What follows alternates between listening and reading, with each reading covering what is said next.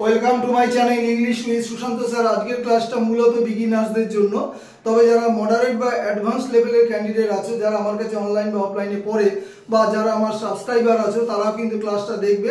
Basic English গ্রামারের class, বিগিনার্সদের রিকোয়েস্টে ক্লাসটা কিন্তু দেওয়া। চলো স্ক্রিনশটের জন্য কয়েক সেকেন্ড সময় দিচ্ছি। ক্লাস শুরু করি। দিস ইজ সুশান্ত স্যার, তোমাদের রিকোয়েস্টেরই ক্লাস। দেখো টপিক কি বলেছে, ইন্টারোগেটিভ অ্যাডজেক্টিভ।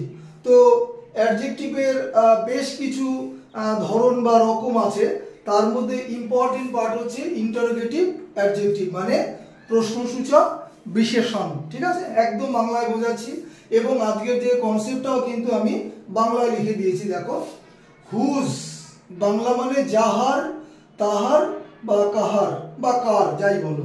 হুইচ যেটি সেটি, যেগুলি সেগুলিও হয়। হোয়াট মানে প্রত্যেকেই জানো কি বা কোনটি, এরকম।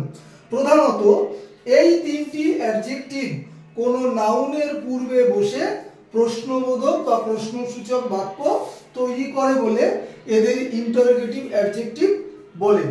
দেখো, প্রথম কথা হচ্ছে অ্যাডজেক্টিভ হচ্ছে নাউনের পূর্বে বসবে, এটাই তো স্বাভাবিক, তাই না?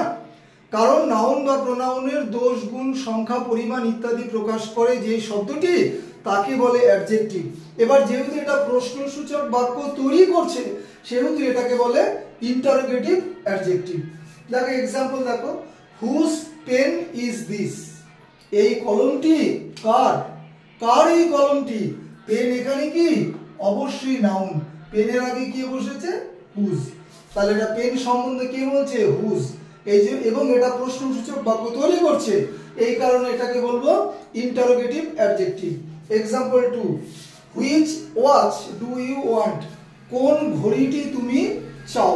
তাহলে এখানে ওয়াচ অবশ্যই নাউন, নাউনের আগে বসেছে হুইচ, বসে এটাও কিন্তু দেখো নাউন সম্বন্ধে তথ্য দিচ্ছে, নাউনের দোষ, গুণ, সংখ্যা, পরিমাণ ইত্যাদি প্রকাশ করছে। তাহলে এটা অ্যাডজেক্টিভ এবং প্রশ্নসূচক বাক্য, এই কারণে এটাকেও আমরা বলবো ইন্টারোগেটিভ অ্যাডজেক্টিভ। লাস্ট দেখো, what game are you playing, কি খেলাটি তুমি খেলছো?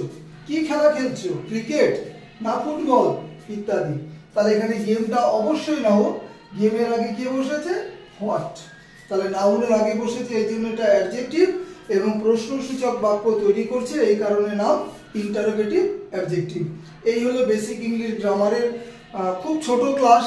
পরবর্তী সময় আবার কম্পিটিটিভের ক্লাসে আসবো। পরপর কিছু কম্পিটিটিভের ক্লাস দিয়েছি, তো আজকে বেসিক ইংলিশের ক্লাসটা দিলাম।